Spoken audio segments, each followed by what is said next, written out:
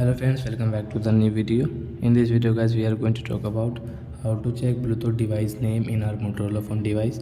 Guys, you want to check your Bluetooth device name, so guys you can check in your Motorola phone. And guys, now let's see how to check Bluetooth device name in Motorola phone.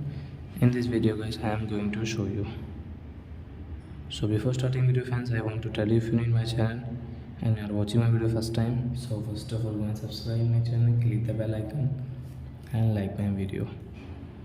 So friend, first of all open your phone setting, connected device setting guys, tap here guys, click on pay new device. Then guys you can check your Bluetooth device name from here, about. So I hope friends you have understood how to check Bluetooth device name in Motorola phone. So that's it guys, thanks for watching. Now we will meet next video with new topic. Before going guys, please go and like my video, subscribe my channel. Bye bye friends.